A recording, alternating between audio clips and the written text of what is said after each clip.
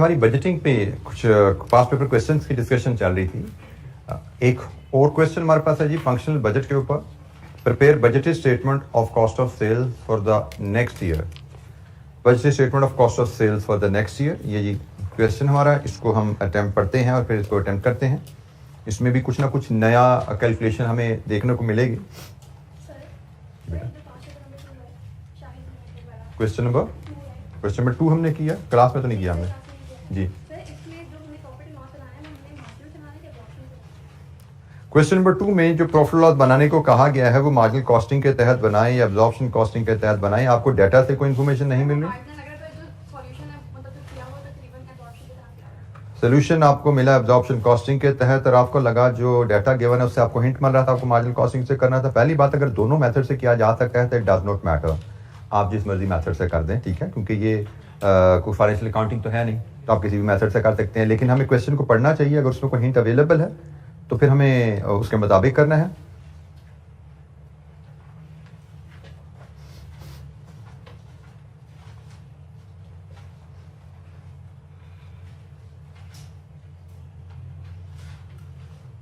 बेटा ये तो है ही वैसे ट्रेडिंग, मार्जिन से करो एब्जॉर्प्शन से करो, फर्क को पड़ता नहीं है, प्रॉफिट्स आपके सेम ही रहेंगे, ठीक है। ट्रेडिंग है ना, आप मैन्युफैक्चरिंग, ये मैन्युफैक्चरिंग तो नहीं है ना कि मैन्युफैक्चरिंग है? The company engaged in manufacturing and sales of footwear. The company sells this product to its customers. Marketing director provided itna unit the previous pattern. It has been estimated 30%. Cost का data कहाँ पे है? Fixed cost, variable cost का data कहाँ पे है? Company keeps a profit margin of 120% on variable cost, excluding distributor commission. तो यहाँ पे नोट नंबर 5 से जो हिंट मिल रहा है प्रॉफिट मार्जिन की बात कर रहा है, वो कंट्रीब्यूशन मार्जिन की बात नहीं कर रहा, ठीक है। तो नोट नंबर 5 में उसने लिखा हुआ है प्रॉफिट मार्जिन का टारगेट है, कंट्रीब्यूशन मार्जिन का टारगेट नहीं है। तो उससे फिर आपको जो आइडिया मिलता है कि शायद ये आपका मार्जिनल कॉस्टिंग से सवाल होने वाला है। अच्छा जी, हम देखते हैं क्वेश्चन नंबर 5 को। क्वेश्चन नंबर 5 की रिक्वायरमेंट है prepare budgeted statement of cost of sale for the next year. Falcon private limited is in the process of preparing its annual budget for the next year. The available information is as follows: budgeted and actual production and sales for the current year. Budget, actual production, budgeted कितनी, actual कितनी, sales budgeted कितनी, actual कितनी. Current year actual production cost per unit. Actual production cost per unit current year की क्या है? ये जो current year गुजरा उसका बजट दे दिया गया, उसका actual रिजल्ट दे दिए गए और अब actual cost per unit दी गई है। Raw material input 49 kg 980 की, डायरेक्ट लेबर 800 रुपए, वेरिएबल प्रोडक्शन ओवरहेड 500 रुपए, फिक्स प्रोडक्शन ओवरहेड 400, 2680, ठीक है जी। ये आपको current actual production cost per unit given है जी। आगे चलते हैं, inventory balances. FPL maintains the following inventory levels. Average raw material, average 2 months consumption based on budgeted production. 2 महीने की कंजम्पशन के बराबर रॉ मटेरियल स्टॉक रखते हैं। Finish goods, average 1 month budgeted sales. Work in process, opening as well as closing 1500 units, 100% complete as to material and 60% as to conversion. FPL follows absorption costing and uses FIFO method for valuation of inventory. ये तमाम inventory के ऊपर उसने हमें बता दिया FIFO method से value की जाती हैं। Impact of inflation, आने वाले साल में raw material and variable cost 8%, direct labour 10%, fixed overhead excluding depreciation 5%। Then I have been telling you, ये वर्ड ना भी लिखा हो तो it is understood. Inflation does not affect depreciation. Sales volume would increase by 10%. Sales volume would increase by 10%. Balancing and modernization of plant would be carried out at a cost of 20 million, which would increase depreciation from 5.8 to 7.016, reduce raw material wastage from 5 to 2%, increase labor efficiency by 7%. ये अगले साल की changes बता दी गई हैं। इस खर्चे की वजह से डेप्रिसिएशन में क्या चेंज आएगा, इस खर्चे की वजह से वेस्टेज कहां से कहां पे आ जाएगी, इस खर्चे की वजह से कितनी एफिशिएंसी आने वाली है। 7% एफिशिएंसी का मतलब 7% से लेबर टाइम आपका कम हो जाएगा, ठीक हो गया जी। तो ये है जनाब आपकी कहानी और आपसे कहा गया कॉस्ट ऑफ सेल्स का बजट बनाइए। कॉस्ट ऑफ सेल्स का बजट जो यहां बनता है वो आपका बनेगा जी, रॉ मटेरियल कंजम्पशन है और फिर आपकी प्रोडक्शन कॉस्ट है, कन्वर्जन कॉस्ट है। इसमें फिर आप ऐड करेंगे opening work in process less closing work in process, cost of goods manufactured आ जाएगी। इसमें ऐड करेंगे ओपनिंग फिनिश गुड्स माइनस करेंगे क्लोजिंग फिनिश गुड्स, आ जाएगी आपकी कॉस्ट ऑफ गुड्स सोल्ड। तो सबसे पहले हम फॉर्मेट पे जाते हैं, how our budgeted cost of sales should look like. Question number 5, raw material consumption में ऐड करेंगे आप कन्वर्जन कॉस्ट, फिर इसमें ऐड करेंगे आप opening work in process, less करेंगे आप क्लोजिंग वर्क इन प्रोसेस, फिर आप फर्दर इसमें ऐड करेंगे ओपनिंग फिनिश गुड्स, लेस करेंगे आप क्लोजिंग फिनिश गुड्स। तो this should give you budgeted cost of sales. जी बेटा, consumption conversion cost,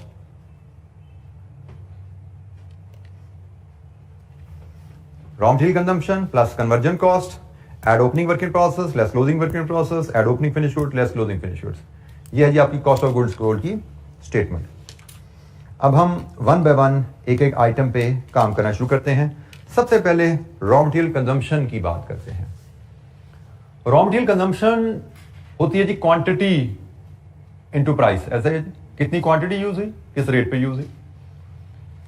quantity depend करती है प्रोडक्शन पे, जितनी क्वांटिटी प्रोड्यूस करनी है आपने, और प्रोडक्शन डिपेंड करती है sales plus closing stock of finish goods minus opening stock of finish goods.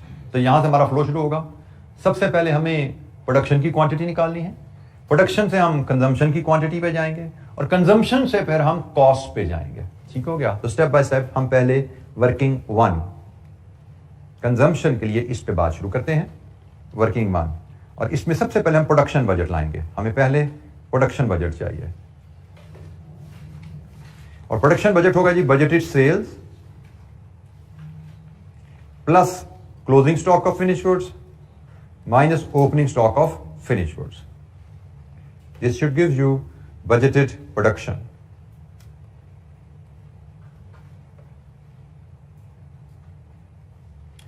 Budgeted sales के बारे में क्वेश्चन हमें कहता है, note number 5, sales volume would increase by 10%। अगले साल सेल वॉल्यूम 10% से बढ़ेगा। तुम्हारा करंट सेल्स वॉल्यूम क्या रहा, 22,800। एक्चुअल सेल्स वॉल्यूम जो हमारा रहा वो 22,800 है। अगले साल इससे 10% बढ़ जाएगा, ये लिखा है। हमारी वॉल्यूम बढ़ने की बात हो रही है, तो एक्चुअल सेल्स वॉल्यूम में इजाफे की बात की जाएगी, बजटेड वॉल्यूम में इजाफे की बात नहीं है। एक्चुअल सेल वॉल्यूम 22,800 था, उसमें 10% इजाफे के बाद हमारे बजटेड सेल्स कहां जाते हैं, 25,080। ये हमारे बजटेड सेल्स वॉल्यूम आ गया अगले साल का। इसके बाद closing stock of finish goods पे जाते हैं, तो उसके लिए कहानी नोट नंबर 3 टेबल की दूसरी लाइन। फिनिश गुड्स का हमारा अंदाज है average 1 month of budgeted sales. हम बजटेड सेल्स में से 1 महीने के बराबर फिनिश गुड्स का स्टॉक रखते हैं। तो हमारे पास जो opening stock of finish goods आ रहा है, ये पिछले साल का क्लोजिंग स्टॉक है ना, ये पिछले साल का क्लोजिंग स्टॉक है, तो पिछले साल की बजटेड सेल से लिंक है। पिछले साल की बजटेड सेल से हमारा करंट बजटेड सेल 24,000 हमारी बजटेड सेल थी पिछले साल। जरा तकसीम 12, ये मंथली सेल्स आ गई, और पॉलिसी क्या है, एवरेज 1 मंथ बजटेड सेल। 1 महीने की बजटेड सेल के बराबर स्टॉक रखा जाता है। तो हमारा ओपनिंग स्टॉक पिछले पीरियड का क्लोजिंग स्टॉक है, पिछले पीरियड का क्लोजिंग स्टॉक पिछले पीरियड की बजटेड सेल पे डिपेंडेंट है। 1 महीने की बजटेड सेल कितनी बनती है, 1 महीने की बजटेड सेल बनती है जी आपकी 2,000। तो ये आपका जी opening stock of finish goods है, और closing stock of finish goods आपका इस पीरियड का क्लोजिंग स्टॉक इस पीरियड का बजट पे डिपेंड करेगा। इस पीरियड का बजट किधर है, ये पड़ा हुआ जनाब, तो 25,080 तकसीम 12, ये क्लोजिंग स्टॉक है आपका 2090। लीजिए जी सम कीजिए और बताइए आपकी बजटेड प्रोडक्शन क्या है, 25,170। This is your budgeted production. आपकी बजटेड प्रोडक्शन आपके पास आ गई यूनिट्स में।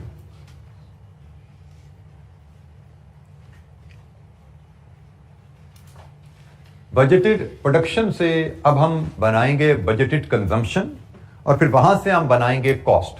तो कंजम्पशन रॉ मटेरियल, उससे फिर कंजम्पशन की कॉस्ट आएगी। अच्छा, जब कंजम्पशन पे जाने के लिए आपको लिंक करना पड़ेगा इसको पीएनएल के डाटा से, सॉरी नोट नंबर 2 के डाटा से, जो करंट कॉस्ट का डाटा है। उसमें बताया गया है कि हमारी जो करंट रॉ मटेरियल क्वांटिटी है वो 49 kg पर यूनिट है। हमारी करंट जो पिछला साल गुजरा है उसमें इट वाज 49 kg। और नोट नंबर 6 बुलेट नंबर 2, उसमें कहा गया है कि पिछले साल वेस्टेज 5% थी, मतलब 49 kg जो कंजम्पशन है ये 5% वेस्टेज के हिसाब से है। और ये जारी बात है, जब वेस्टेज आ जाए तो ग्रॉस और नेट क्वांटिटी आती है। कॉस्ट हमेशा ग्रॉस और नेट, ऑलवेज ग्रॉस। कॉस्ट हमेशा ग्रॉस क्वांटिटी पे डिटरमिन की जाती है, कॉस्ट पर यूनिट हमेशा ग्रॉस क्वांटिटी पे, क्योंकि जो वेस्टेज है वो तो ड्यूरिंग द प्रोडक्शन हुई ना, तो प्रोडक्शन के दौरान जो वेस्टेज होती है उसका बर्डन प्रोडक्ट पे जाना होता है। तो प्रोडक्ट कॉस्ट हमेशा ग्रॉस क्वांटिटी पे डिटरमिन की जाती है। तो ये प्रोडक्ट कॉस्ट में जो 49 kg है ये ग्रॉस क्वांटिटी पर यूनिट है, और इसमें से 5% वेस्टेज हो जाता है। हमें कहा जा रहा है आइंदा हमारी वेस्टेज जो होगी वो अब 5% नहीं 2% होगी। ठीक हो गया। तो इसके हिसाब से हमारी रॉ मटेरियल कंजम्पशन रिक्वायरमेंट क्या होगी अगले साल। रॉ मटेरियल कंजम्पशन बजट, अभी हमारी कंजम्पशन 49 kg है ग्रॉस, नेट में ये होती है 95%, ऐसे ही है जी। जब हम कहते हैं वेस्टेज हमारी कम होगी, तो वेस्टेज कम होने का मतलब नेट क्वांटिटी कम नहीं होनी, ग्रॉस कम हो जानी है। पहले हम 49 डालते थे, 5% वेस्टेज के बाद इतनी क्वांटिटी हमारी फिनिश गुड का हिस्सा बन रही है ना। 49 में से 5% वेस्टेज के बाद यह है वो क्वांटिटी जो हमारी प्रोडक्ट का हिस्सा बन गई। अब प्रोडक्ट तो वही है, तो नेट क्वांटिटी तो वही रहेगी, वेस्टेज अब रह जानी है 2%। मतलब नेट क्वांटिटी अब ग्रॉस का 98% होगी। नेट क्वांटिटी ग्रॉस का 98% होगी। लीजिए जी, ये आपकी रिवाइज्ड ग्रॉस क्वांटिटी आ गई। पहले आप 49 kg पर यूनिट डालते थे, अब कितना डालोगे जरा बताओ। 47.5 kg। अब आप डालेंगे 47.5 kg। पहले आप 49 डालते थे जिसमें से 5 वेस्ट हो जाता था।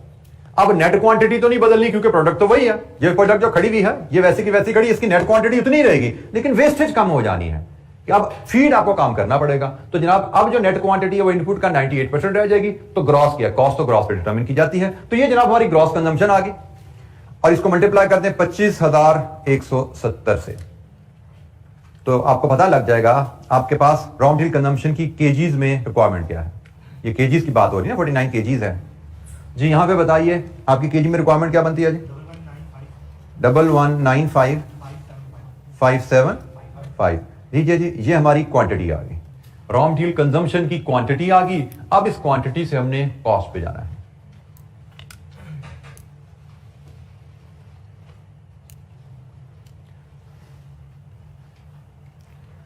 अच्छा, यहां पे एक कैच है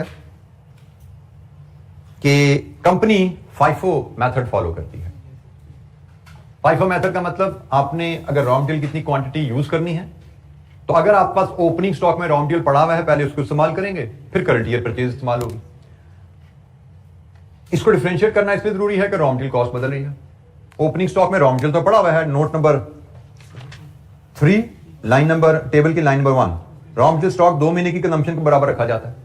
इसका मतलब हमारे पास पिछले साल से रॉ मटेरियल आ रहा है, वो रॉ मटेरियल पिछले साल में खरीदा गया तो वो पिछले साल की प्राइस पे था। इस साल प्राइस तो बदल गई है, 8% से बढ़ी है, इस साल की प्राइस फर्क है। इसका मतलब हमें इसके 2 हिस्से करने पड़ेंगे। हमें इसमें देखना पड़ेगा कि ओपनिंग स्टॉक में कितना है और करंट ईयर परचेज में से कितना इस्तेमाल होना है। जो ओपनिंग स्टॉक का है वो पिछले साल की रॉ मटेरियल प्राइस पे जाएगा, जो करंट ईयर परचेज है वो इस साल की प्राइस पे जाएगा। तो हमें एक कैलकुलेशन इसमें से और करनी पड़ेगी, that will be opening stock of raw material. हमें वो निकालना पड़ेगा ताकि फिर हम अकॉर्डिंगली देख सकें कि ओपनिंग स्टॉक हमारा पिछले साल की प्राइस पे होगा और this minus opening stock current year price पे आ जाएगा। तो opening stock of raw material, दोबारा note number 3 table line number 1, average 2 months consumption based on budgeted production. पिछले साल की बजटेड प्रोडक्शन देखो, पिछले साल की बजटेड प्रोडक्शन से सालाना कंजम्पशन निकालो और उसके साथ से पिछले साल की 2 महीने की कंजम्पशन कितनी बनती है। तो जनाब पिछले साल की प्रोडक्शन कितनी है बजटेड, 25,000। इसके साथ से पिछले साल की बजटेड कंजम्पशन कितनी हुई, 49 kg, और इसके हिसाब से तकसीम 12 × 2, पिछले साल के 2 महीने की कंजम्पशन के बराबर स्टॉक, पिछले साल 2 महीने की कंजम्पशन के बराबर स्टॉक कितना बना जी, 204,167 kg। अब हमारी रॉ मटेरियल कंजम्पशन कॉस्ट हम निकालते हैं जी। रॉ मटेरियल कंजम्पशन की कॉस्ट हमारी क्या होगी, तो 204,167 पिछले साल की कॉस्ट पे इस्तेमाल होगा। पिछले साल की कॉस्ट कितनी है, नोट नंबर 2, 980 रुपए का 49 kg, ये पिछले साल की कॉस्ट है। तो 2,04,167 जो करंट ईयर हम इस्तेमाल करेंगे ये ओपनिंग स्टॉक से होगा, पिछले साल की कॉस्ट पे होगा, और जो बाकी का बचा 1,195,575 माइनस 204,167 ये बाकी बचा, ये करंट ईयर परचेज प्राइस पे जाएगा। और करंट ईयर परचेज प्राइस क्या होगी? इससे 8% ज्यादा। सवाल में सारी कहानी बताई होती है, आपने वो कहानी पढ़नी है, समझनी है, उसके हिसाब नंबर कैलकुलेट करते हैं। सब कुछ जो मैं बार बार जुमला एक बोला है ना कई दफा, translating statements into numbers. Statements लिखी हुई है, उनसे नंबर्स कैलकुलेट कर लेने। उसने क्वेश्चन में आपको बताया हुआ है कि रॉ मटेरियल कंजम्पशन 95 लॉस जो है 5% से 2% पे जाएगा, तो आपने कंजम्पशन पर यूनिट निकाल ली, प्रोडक्शन के हिसाब से टोटल कंजम्पशन आ गई। उसने आपको कहा कि FIFO मेथड चलता है, और अगर opening stock of raw material पड़ा हुआ है जो कि नजर आ रहा है, तो इसने पिछले साल की कॉस्ट पे वैल्यू होने है, और बाकी जो मटेरियल है उसने अगले साल की कॉस्ट जो कि 8% ज्यादा है उस पे वैल्यू होने है। तो जनाब रॉ मटेरियल कंजम्पशन की फिगर 2549,7753 रुपीज, ये 25 मिलियन की फिगर हमारे पास आ गई। 25497753 raw material consumption 25497753 25497753 raw material consumption. बल्कि हम एक काम करते हैं, वर्किंग 1 हम प्रोडक्शन के लिए रहने देते हैं क्योंकि आगे भी यूज होनी है। वर्किंग 2 हम दे देते हैं रॉ मटेरियल कंजम्पशन में, जिसमें ये वर्किंग 1 से हम यूज कर रहे हैं। ठीक है, मैं नंबर थोड़ा सा ठीक कर दिया, इसको वर्किंग 1 कर दिया, इसको वर्किंग 2 कर दिया, क्योंकि ये वर्किंग 1 हमारी आगे भी कई जगह यूज होने वाली है, तो ये वर्किंग 2 का रेफरेंस दे दिया जी हमने इसको।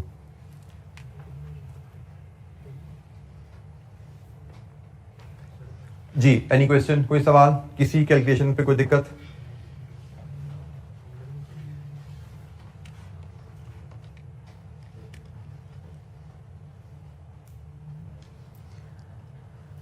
अच्छा जी, इसके बाद हम कन्वर्जन कॉस्ट पर यूनिट हमें चाहिए, तो इसके लिए मैं एक वर्किंग 3 हम बना लेते हैं। वर्किंग 3 में हम कंप्लीट प्रोडक्ट कॉस्ट कैलकुलेट कर लेते हैं। हमें प्रोडक्ट कॉस्ट का जो नोट नंबर 2 दिया हुआ ना, हम इसको रिवाइज कर लेते हैं। हमें करंट कॉस्ट दी हुई है, हम बजटेड कॉस्ट पर यूनिट बना लेते हैं। एब्जॉर्प्शन कॉस्टिंग के तहत बजटेड कॉस्ट पर यूनिट बना लेते हैं। इसमें रॉ मटेरियल है, इसमें डायरेक्ट लेबर है, वेरिएबल ओवरहेड्स हैं एंड फिक्स्ड ओवरहेड्स हैं। ठीक है, ये सारी फिगर हम रिवाइज कर लेते हैं और इसके हिसाब से हम देखते हैं कि हमारी रिवाइज्ड फिगर क्या आती है। हमें चूंकि कन्वर्जन कॉस्ट पे जा रहे हैं तो हमें कन्वर्जन कॉस्ट पर यूनिट चाहिए होगी।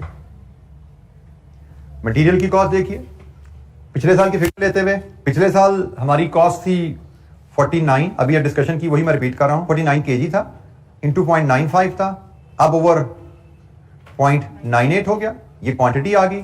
रेट 980 ओवर 49 था, लेकिन अब 8% बढ़ जाएगा। तो आपकी मटेरियल कॉस्ट पर यूनिट अगले साल क्या है? पिछले साल तो 980 थी, अगले साल क्या होगी जी मटेरियल कॉस्ट पर यूनिट? कितनी थी? रुपीज में इट इज 1026। लेबर कॉस्ट पिछले साल कितनी थी? 800। इसमें 2 चेंजेस आ रही हैं, एक लेबर कॉस्ट का रेट बढ़ रहा है इन्फ्लेशन की वजह से 10%, दूसरा note number 6 bullet number 3 efficiency की वजह से टाइम कम हो रहा है 7%। तो 10% रेट बढ़ गया, 7% टाइम कम हो गया, तो हमारी लेबर कॉस्ट कहां पे आई? 818। अच्छा जी, इसके बाद बारी आई वेरिएबल ओवरहेड पे। वेरिएबल ओवरहेड के बारे में उसने कोई इंफॉर्मेशन हमें यहां पे पर यूनिट 500 है और वेरिएबल ओवरहेड में इजाफा है रॉ मटेरियल वेरिएबल ओवरहेड 8%। अक्सर सवालों में हमने पढ़ा है, इससे पहले का सवाल आया था जिसमें उसने कहा था variable overhead are absorbed on the basis of labour hours. याद है सवाल? उसमें हमने कहा था कि अगर लेबर आवर से ताल्लुक है तो वेरिएबल ओवरहेड की कॉस्ट लेबर आवर के बदलने से भी बदलेगी, बट यहां पे ऐसा कोई जुमला नहीं है। इसका मतलब इसका ताल्लुक लेबर आवर से नहीं है, इसका इस पे हमने सिर्फ एक ही इंपैक्ट डालना है, दैट इज इन्फ्लेशन। तो 500 रुपए कॉस्ट थी पिछले साल, 8% से बढ़ जाएगी, 540 हो जाएगी, दैट्स इट। और इसमें कोई चेंज नहीं है, उसने कुछ नहीं बताया हमें। लेबर से ताल्लुक बताता तो हम ये वाला इंपैक्ट भी डाल देते, लेकिन फिलहाल ऐसी कोई इंफॉर्मेशन हमें नहीं दी गई। अच्छा जी, अब हमें फिक्स्ड ओवरहेड चाहिए। अगले साल हमारा फिक्स्ड ओवरहेड पर यूनिट क्या होगा? अब यहां पे थोड़ा सा आपकी फिर वो तवज्जो चाहिए होती है, आप कहीं डी ट्रैक ना हो जाओ। फिक्स्ड ओवरहेड पर यूनिट का डाटा में दिया गया है। फिक्स्ड ओवरहेड पर यूनिट का डाटा कहां से आता है? टोटल ओवरहेड को प्रोडक्शन से डिवाइड करके आता है। तो हमने अगले साल के लिए भी यही काम करने हैं, अगले साल के टोटल ओवरहेड्स बनाने हैं, उसको डिवाइड करके निकालना है। इस पर डायरेक्ट हमने ये 5% की इन्फ्लेशन नहीं लगा देनी। फिक्स्ड ओवरहेड में हम डायरेक्ट इन्फ्लेशन नहीं लगाते फिक्स्ड ओवरहेड पर यूनिट की। फिक्स्ड ओवरहेड की calculation total overhead divided with budgeted production वहीं से निकलनी है, ठीक है। तो हमें ये वर्किंग रिवाइज करनी पड़ेगी। तो बजटेड प्रोडक्शन तो हमारे पास ऑलरेडी है, वर्किंग वन में हम ले चुके हैं 25,170। वर्किंग वन में हमने ये निकाली है ना budgeted production, working one budgeted production 25,170। हमें बेसिकली अब बजटेड ओवरहेड्स चाहिए अगले साल हमारे क्या होंगे, उसके लिए से हम वर्किंग 3.1 बना लेते हैं। वर्किंग 3 पे हम काम कर रहे थे, वर्किंग 3.1 हम बजटेड ओवरहेड की बना लेते हैं। तो यहां से हमें ये कन्वर्जन कॉस्ट मिल जाएगी और यहां पे हमें ये full cost, full production cost per unit मिल जाएगी, जो कि मटेरियल प्लस कन्वर्जन को सम करेंगे तो ये हमें फुल प्रोडक्शन कॉस्ट मिलेगी यहां पे। अच्छा जी, कब हम चलते हैं फिक्स्ड ओवरहेड की तरफ। फिक्स्ड ओवरहेड की कहानी जब हम यहां देखते हैं तो फिक्स्ड ओवरहेड पर यूनिट हमें अवेलेबल है और नीचे बुलेट नंबर 6 में ही नोट नंबर 6 बुलेट नंबर 1 में उसने डेप्रिसिएशन का चेंज बताया हुआ है। एक डेप्रिसिएशन का चेंज है और एक नोट नंबर 4 में फिक्स्ड ओवरहेड पे डेप्रिसिएशन के अलावा इन्फ्लेशन का जिक्र है। तो हमें करना क्या है, हमें पिछले साल के ओवरहेड्स लेने हैं, उसमें से डेप्रिसिएशन पुरानी निकालनी है, उसमें इन्फ्लेशन का असर डालना है और फिर नई डेप्रिसिएशन डाल देनी, अगले साल के बजटेड ओवरहेड आ गए, ठीक हो गया। तो ये जनाब हमारी कहानी होने वाली है। हमने शुरू करनी है बात fixed overhead cost current year, जिसको हम लास्ट ईयर भी कहते हैं, यहां से। अच्छा जी, हमें fixed overhead per unit available है 400, इसको किससे मल्टीप्लाई करना है। अब यहां पे थोड़ा सा आता है तवज्जो की जरूरत। इसकी हेडिंग पढ़िए नोट नंबर 2 की, current year actual production cost. उसने प्रोडक्शन कॉस्ट नहीं लिखा हुआ, एक्चुअल प्रोडक्शन कॉस्ट लिखा हुआ। अगर उसने लिखा होता current year production cost, then it was understood कि रॉ मटेरियल, लेबर और वेरिएबल ओवरहेड एक्चुअल हैं और फिक्स्ड ओवरहेड एब्जॉर्ब्ड है। अगर मैं फिर बोल रहा हूं, अगर यहां पे लिखा होता current year production cost, current year production cost लिखा होता तो material, labour, variable overhead actual होने थे, फिक्स्ड ओवरहेड एब्जॉर्ब्ड होना था। ये कॉस्ट काउंटिंग का नॉलेज है, ठीक है। फिक्स्ड ओवरहेड एब्जॉर्ब होना था, लेकिन जब उसने लिख दिया एक्चुअल प्रोडक्शन कॉस्ट, इसका मतलब सारी कॉस्ट एक्चुअल है, फिक्स्ड ओवरहेड भी एक्चुअल है। तो फिक्स्ड ओवरहेड चूंकि एक्चुअल पर यूनिट है तो इनको एक्चुअल प्रोडक्शन से मल्टीप्लाई करने हैं। तो 400 को आपने मल्टीप्लाई करना है 23,760 से, 23,760 से। तो यहां से आपको मिलेंगे एक्चुअल ओवरहेड्स पिछले साल के कितने हैं जी, 950 4,000। ये जी हमारे पास आगे ओवरहेड्स पिछले साल के टोटल, इसमें से लेस करें लास्ट ईयर्स या करंट ईयर्स डेप्रिसिएशन, एक ही बात है, जो कि उसने बताई हुई है 5.8 मिलियन की, ये निकाल दीजिए इसमें से। तो जनाब ये last year fixed overhead cost का कैश पोर्शन आ गया, कैश पोर्शन आ गया, कितना है जी 3704,000। अब इसमें एड इंपैक्ट ऑफ इन्फ्लेशन कितना है, एट 5%। तो इसका 5% लाइए, क्या है 5% ऑफ 3.704, 3 बेटा 5% बोल रहे हो या 1.05 कर रहे हो, मैंने 5% बोला है ऐड करने के लिए। अब ये भी अक्सर बच्चे मुझसे ग्रुप में सवाल पूछ रहे होते हैं, जी 5% से कब ज़रब देते हैं, 1.05 से कब ज़रब देते हैं। और भाई जब इंक्रीमेंट चाहिए तो 5% ज़रब दोगे, जब रिवाइज वैल्यू चाहिए तो 1.05 से करोगे। मुझे तो ऐड करना हो तो इंक्रीमेंट चाहिए, कितना है 185,200 लीजिए। जब रिवाइज फिगर आ गई 3,889,200। तो ये जी आप अब इसमें आप ऐड कर दीजिए रिवाइज डेप्रिसिएशन, गिवन है क्वेश्चन में 7,016,800। लीजिए जी रिवाइज बजटेड फिक्स्ड ओवरहेड आ गया आपके, बजटेड फिक्स्ड ओवरहेड 1,090,600। 10 मिलियन है ना, 10,090,1090, ठीक है जी 1,090,600 जी 1,090,600। ये आपके बजटेड फिक्स्ड ओवरहेड्स हैं जो वर्किंग 3.1 से आप निकालना चाह रहे थे, ये आपके पास यहाँ पे आ गए हैं 1,090,600। लीजिए जी यहां से fixed overhead cost per unit ले लीजिए, क्या आती है 433। यहां से आप कन्वर्जन कॉस्ट ले लीजिए, 1 2 3 का सम कन्वर्जन कॉस्ट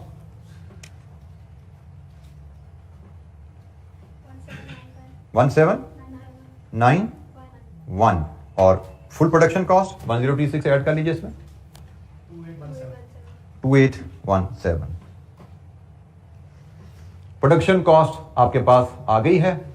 अब हम पीएनएल को बड़ी आसानी से मुझे लगता है कंप्लीट कर पाएंगे। आई थिंक कि अब हमें कोई डिटेल वर्किंग मजीद नहीं करनी, छोटी छोटी सी कैलकुलेशन चाहिए, वो हमारी कॉस्ट ऑफ सेल्स में ही हमारी कंप्लीट हो जाएंगी। इस डाटा के बाद हमें कोई बहुत ज्यादा कैलकुलेशन शायद रिक्वायर्ड ना हो।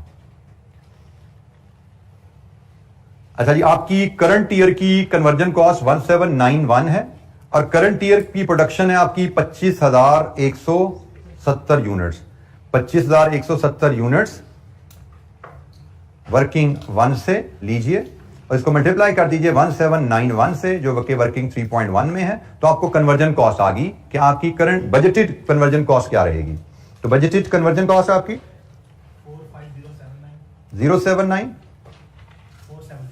470 ये जी हमारे पास बजटेड कंजम्पशन रॉ मटेरियल की, budgeted conversion cost labour plus overheads आ गए। एब्जॉर्प्शन कॉस्टिंग के तहत हम चल रहे हैं जी। क्लोजिंग स्टॉक ओपनिंग स्टॉक की वर्किंग ज्यादा आसान है, मैं पहले आपको यहां पे लाता हूं।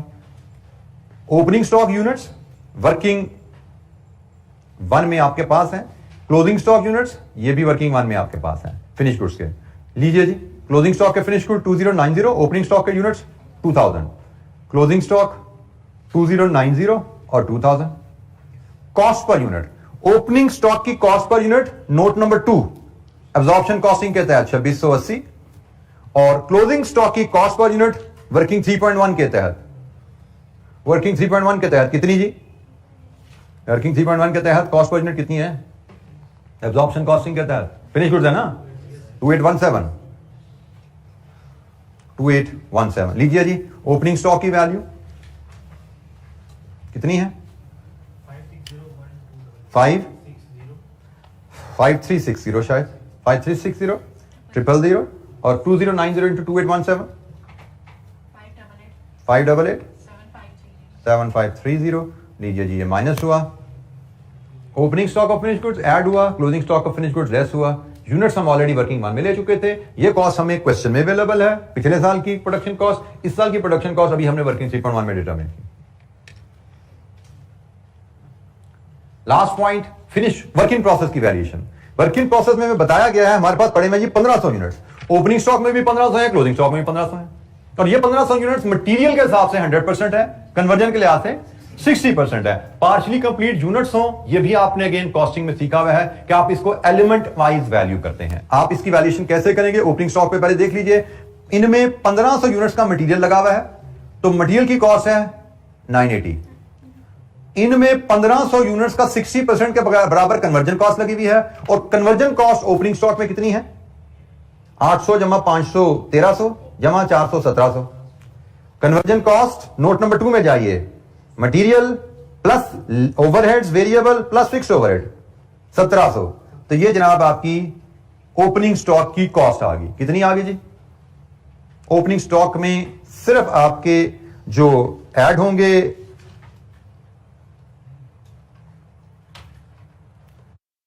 जी, कितनी बनी cost 3 million.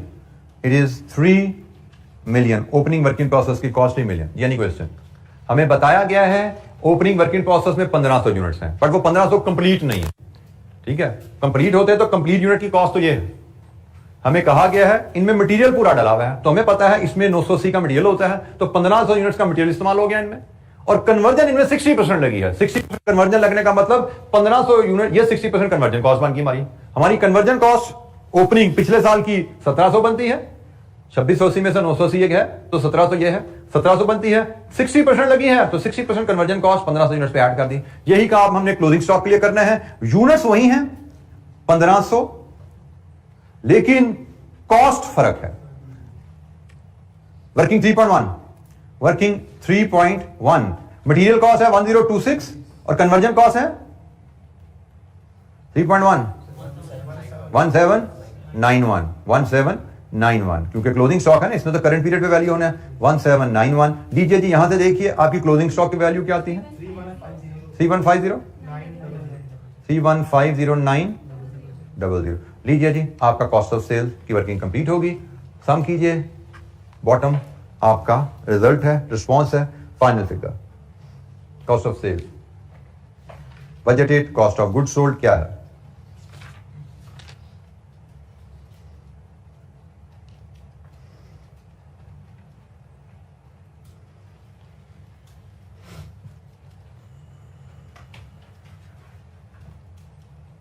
Budgeted cost of goods sold की फिगर 69,898,793। जी, एनी क्वेश्चन, कोई सवाल?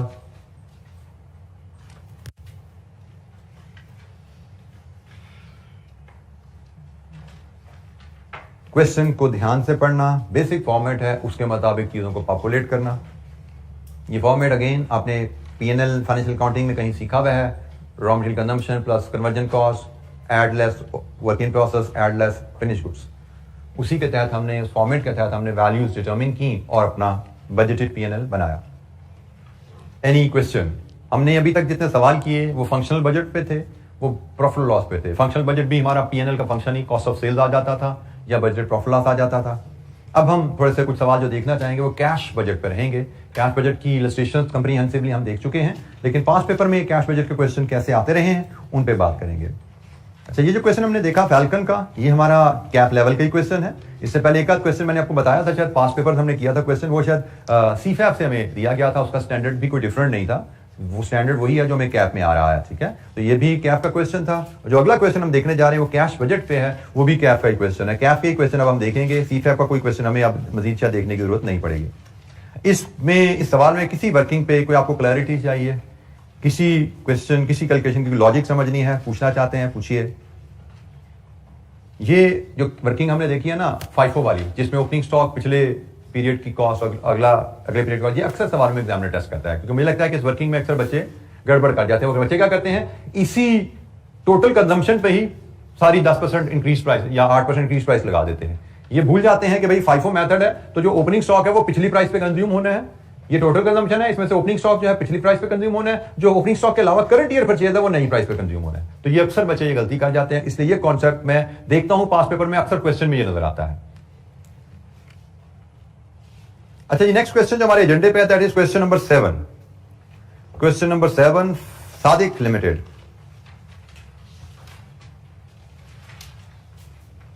स्प्रिंग 18 क्वेश्चन 7 रिक्वायरमेंट है, compute the budgeted net cash inflows और outflows for the year ending 31 December 18। Assume there are 360 days in a year, 16 marks. उसने हमसे कहा जी फॉर द ईयर बजट बनाइए। कैश बजट के बारे में आपको मैंने एक गाइडलाइन बताई दी है, if the data permits cash budget should be broken down into smaller periods, quarters or months, if the data permits। तो हम देखते हैं हमें डाटा क्वार्टरली या मंथली में ब्रेक डाउन करके दिया गया या सालाना ही दिया गया। अगर सालाना ही डाटा है तो सालाना एक ही कॉलम बनेगा, अगर क्वार्टरली ब्रेकअप अवेलेबल है तो फिर हमें 4 कॉलम बनाने पड़ेंगे। मंथली अवेलेबल है तो 12 कॉलम तो बहुत वॉल्यूमनस हो जाता है, इतना काम तो नहीं हमें दिया जाएगा, लेकिन प्रोबेबिलिटी होती है कि शायद क्वार्टर में डाटा ब्रेक करके 4 कॉलम बनाने को ना कहा गया हो। तो सवाल पढ़ते हैं, इस सवाल में कुछ हमें नए में भी शायद चीजें, कैलकुलेशन जो हमने इससे पहले डिस्कस नहीं, हम तो कर चुके हैं मेरे ख्याल में, हमें यहाँ पे कुछ नया नहीं मिलने वाला। पहले होता था नया, अब कुछ नया नहीं मिलेगा, हमें सब कुछ हमें देखा वाला ही मिलेगा जी यहाँ पे, क्योंकि हम वर्किंग कैपिटल का एरिया भी पढ़ चुके हैं। Sadiq limited is in the process of preparation of budget for the year ending 31 December 2018। Following are the extracts from the statement of PNL for the year ended, जो साल खत्म हुआ उसका पीएनएल एक्सट्रैक्ट। बजट बनाना है 2018 का, ये 2017 का पीएनएल है। सेल्स 30% कैश है जी, cost of goods sold, gross profit, operating expenses, net profit before tax. Raw material inventory as on 1 January 2017, ये पिछले साल का एक्चुअल रिजल्ट है। इस पिछले साल का ओपनिंग स्टॉक उसने बताया हुआ जी 2017 में 152 मिलियन का था। There were no opening and closing work in process and finish goods, SL follows FIFO method for valuation of inventory. 2017 का पीएनएल, इसके शुरू में opening stock of raw material था। इस साल में कोई वर्किंग प्रोसेस का ओपनिंग क्लोजिंग, ना वर्किंग प्रोसेस ना फिनिश गुड्स, ना ओपनिंग था ना क्लोजिंग था। रॉ मटेरियल का ओपनिंग उसने बता दिया। आगे चलते हैं, following are the projection to be used in the preparation of the budget. Selling price would be reduced by 5%, Further, credit period offered to customers would be reduced from 45 days to 30 days. Credit period offered 45 days to 30 days. इसका मतलब आपको पता होना चाहिए 40 days credit period का मतलब होता है कि आपका डेटर बैलेंस 45 दिन के बराबर है। 30 डेज क्रेडिट पीरियड का मतलब है कि आपका डेटर बैलेंस 30 दिन की सेल के बराबर रह जाएगा। ठीक है, इसका ताल्लुक डेटर बैलेंस से होता है। As a result volume of cash and credit sales are expected to increase by 10% and 5%। दो पॉलिसीज बदल रहे हैं, 5% प्राइस कम करेंगे, क्रेडिट पीरियड कम करेंगे 45 से 30 पे। नतीजा क्या होगा? कैश सेल 10% से बढ़ेगी, क्रेडिट सेल 5% से बढ़ेंगे। ये वॉल्यूम की बात हो रही है। ठीक है, प्राइस के बाद यहां पे आ गई है। Ratio of manufacturing cost was 532, raw material, direct labour and factory overheads. ये मैन्युफैक्चरिंग कॉस्ट का उसने ब्रेकअप दे दिया। कॉस्ट ऑफ गुड्स से मुराद, क्योंकि opening closing stock of finish goods है ही नहीं। जब opening closing stock of finish goods ना हो तो cost of goods sold is equal to cost of goods manufactured. ठीक हो गया। और कॉस्ट ऑफ गुड मैन्युफैक्चर्ड या मैन्युफैक्चरिंग कॉस्ट एक ही बात है इस केस में। तो उसने कहा जी इसका ब्रेकअप है 532, raw material, direct labour and factory overheads. Further all operating expenses, ये ऑपरेटिंग एक्सपेंसेस है जी, all operating expenses and 20% of factory overhead. ये कॉस्ट ऑफ गुड सोल्ड में 2/10 आपके फैक्ट्री ओवरहेड्स हैं, इसका 20% फिक्स्ड है। Total depreciation for the year 2017 amounted to 100 million and was the portion between manufacturing and operating expenses in the ratio of 70-30. Depreciation 70-30 की बात है। Depreciation for the next year would remain the same. Raw material inventory would be maintained at 30 days of consumption up to 31st December 2017. It was maintained at 45 days of the consumption. Sorry, मैं गलत पढ़ गया, break नहीं लगाई मैंने कहीं। Raw material inventory would be maintained at 30 days of consumption. ये policy आगे वुड बी मेंटेन। अगले साल की पॉलिसी क्या है? 30 days consumption. Up to 31 December it was maintained at 45 days of consumption. मतलब यहां पे जो क्लोजिंग स्टॉक है वो 45 डेज ऑफ कंजम्पशन पे है। आइंदा हम जिस पीरियड का बजट बना रहे हैं वो 30 डेज कंजम्पशन पे आएगा। Raw material prices and direct labour rate would increase by 10 and 6% respectively. Impact of inflation on all other costs would be 5%. The existing policy of payment to raw material supplier is 30 days is to be changed to 15 days. Other costs are to be paid in the month of incurrence. बाकी खर्चा raw material के अलावा जिस महीने में होगा उसी महीने पे किया जाएगा। अच्छा, हमसे कहा जा रहा है कैश बजट बनाइए। कैश बजट मतलब कैश रिसीट्स और पेमेंट्स का हिसाब बनाइए। और यहां पे हमें कोई क्वार्टरली डाटा नहीं दिया गया, हमें एक ही कॉलम बनाना है। तो सवाल को देखते हुए हम जो असेस कर पा रहे हैं यहां पे कैश बजट के आइटम्स, मैं पहले अगर वो सिर्फ लिस्ट डाउन करूं, क्वेश्चन नंबर 7 है जी हमारा। क्वेश्चन नंबर 7 में मैं कैश रिसीट्स और पेमेंट्स की आइटम लिस्ट डाउन करूं। कैश रिसीट्स के मेरे पास दो एवेन्यूज हैं, एक कैश सेल्स और एक क्रेडिट सेल्स। और इसी तरह कैश पेमेंट्स की मैं अगर हेड्स आइडेंटिफाई करूं, कैश पेमेंट्स पीएनएल को देखते हुए एक हमारी रॉ मटेरियल के अगेंस्ट पेमेंट होगी, एक हमारी लेबर के अगेंस्ट पेमेंट होगी, और जी एक हमारी वेरिएबल ओवरहेड के अगेंस्ट पेमेंट होगी, एक हमारी फिक्स्ड ओवरहेड के अगेंस्ट पेमेंट होगी, एंड देन ऑपरेटिंग एक्सपेंसेस हैं। कोई और कैश पेमेंट का एवेन्यू बताया गया हमें? कोई फिक्स एसेट खरीदा गया हो, कोई डिविडेंड पे कर रहे हो, कोई रिसीट, कोई शेयर इश्यू कर रहे हो, कहीं से और रिसीट और पेमेंट है? I think that's it. हमें पीएनएल की ही सारी आइटम्स को कंसिडर करना है और वहां से हमने ये फिगर्स डिराइव करनी है, cash receipts and cash payments. और अल्टीमेटली यहां पे हम नेट रिसीट या पेमेंट ले पाएंगे। ओपनिंग बैलेंस अगर गिवन होता तो हम उसको यहां पे एडजस्ट करके क्लोजिंग बैलेंस पे आते, लेकिन फिलहाल हमारा सवाल यहीं पे खत्म हो जाएगा। हम नेट कैश रिसीट्स या पेमेंट ही बता सकते हैं, इसके आगे हम नहीं ले जा सकते। अदरवाइज कैश बजट में हम ओपनिंग कैश बैलेंस ला के उसमें ये नेट एडजस्ट करके क्लोजिंग बैलेंस पे क्लोज कर देते हैं। ठीक हो गया। तो फिलहाल हमारे पास जो डाटा है वो यहीं तक आता है। ये जी फॉर्मेट जिसको मैं पॉपुलेट करने हैं। Let's start with cash sales. अगले साल हमारे पास कैश सेल्स के अगेंस्ट कितना पैसा आएगा? तो कैश सेल के अगेंस्ट पैसे का असूल बड़ा सीधा सा है, जितनी सेल्स उतनी रिसीट, जितनी सेल्स उतनी रिसीट। तो अगले साल कैश सेल्स हमारी कितनी होने वाली हैं? बात शुरू होती है पिछले साल की सेल से। रुपीज इन मिलियन में सारी कहानी है जी, ये रुपीज इन मिलियन में लेके चलते हैं। पिछले साल की कैश सेल्स 7500 का 30%, ये पिछले साल की कैश सेल्स। अगले साल की कैश सेल्स, अगले साल हम 5% प्राइस में कमी करेंगे, जिसके नतीजे में 10% वॉल्यूम में इजाफा होगा। यही दो वेरिएबल है जो हिट कर रहे हैं सेल्स को। तो जनाब यहां से आप अगले साल की कैश सेल निकाल लीजिए। जो अगले साल की कैश सेल्स हैं वही आपकी रिसीट्स हैं। कितनी है जी? 2351 मिलियन में है, पॉइंट में बोल दीजिए 25। ये कैश सेल्स आ गई अगले साल की कैश सेल्स। कैश सेल का मतलब रिसीट। सिमिलरली अगले साल की क्रेडिट सेल्स हम निकाल सकते हैं, बट क्रेडिट सेल का मतलब रिसीट तो नहीं होता, हमें तो रिसीट चाहिए। तो क्रेडिट सेल से रिसीट कैसे निकलती है? Debt opening debtors plus credit sales minus closing debtors, ऐसे ही है। आप इसको एक वर्किंग वन में ले जाओ, आप इसको स्टेटमेंट से लेना चाहो या आप इसको टी अकाउंट से निकालना चाहो। शायद आपने, मुझे नहीं पता, कैश फ्लो आपने बनानी सीखी हुई है, आपको उसमें ये रिसीट निकालना कैसे सिखाई गई है। दोनों तरीके से निकल आते हैं, स्टेटमेंट से निकाल लो या टी अकाउंट से निकाल लो। लेट्स अज्यूम मैं डेटर्स का टी अकाउंट बनाता हूं, तो ओपनिंग बैलेंस ब्रॉट डाउन होगा, फिर यहां पे क्रेडिट सेल्स आएंगी, फिर क्लोजिंग बैलेंस कैरी डाउन होगा। तो ये जनाब कैश रिसीट आपकी बैलेंसिंग फिगर आ जाएगी। ठीक है जी, ये है जी आपका रिसीट निकालने का तरीका। आप इस तरह प्रेजेंट करो, या opening debtors plus credit sales minus closing balance statement में शो कर दो, एक ही बात है, कोई फर्क नहीं पड़ता, दोनों प्रेजेंटेशन इक्वली गुड है। तो बहरहाल मैंने फिलहाल आपके सामने एक लेजर बनाया, आइंदा हो सकता है मैं आपके सामने स्टेटमेंट ही ले आया करूं।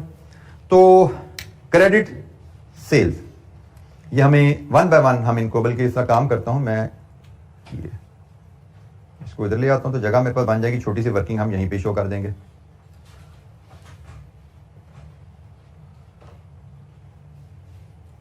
अच्छा जी, बैलेंस क्रेडिट सेल्स की बात कर लेते हैं पहले। पिछले साल की सेल्स कितनी थी? 7500 का, ये पिछले साल की सेल है। अब इसमें 5% की आपने प्राइस कम करनी है, तो वॉल्यूम में इजाफा आना है 5% का ही। लीजिए जी, अगले साल की सेल्स क्या आएंगे?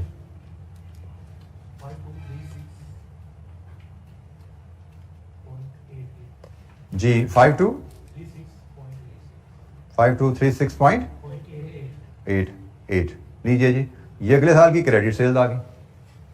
बैलेंस ब्रॉट डाउन, हमारा ब्रॉट फॉरवर्ड बैलेंस कितने हैं?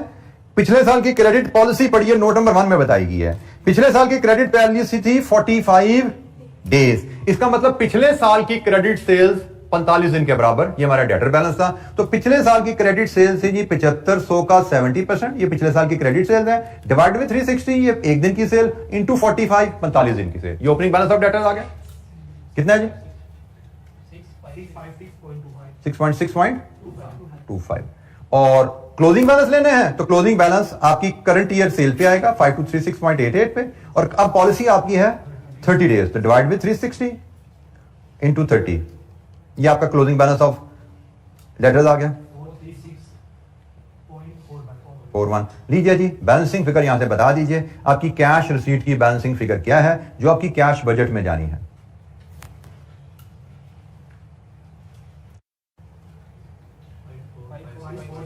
फाइव 5456.72। ये है जी आपकी receipt from credit sales. Opening balance debtors का plus credit sales minus closing balance debtors का, cash receipts from the debtors 5456.72। 5456.72 credit sale से अगेंस्ट कैश रिसीट्स कितनी हुई जी? Any question? कोई सवाल? अच्छा जी, इसकी पेमेंट साइड पे हम वर्किंग इंशाअल्लाह कल करके नेक्स्ट क्वेश्चन पे मूव करेंगे। कैश बजट पे हमने काम शुरू किया है। पहला सवाल हम पास पेपर से कैश बजट पे देख रहे हैं, cash receipts less cash payments. Payment side की वर्किंग पे इंशाअल्लाह हम कल बात करेंगे और आगे लेके जाएंगे डिस्कशन को। आज के लिए इतना ही, थैंक यू, अस्सलाम वालेकुम।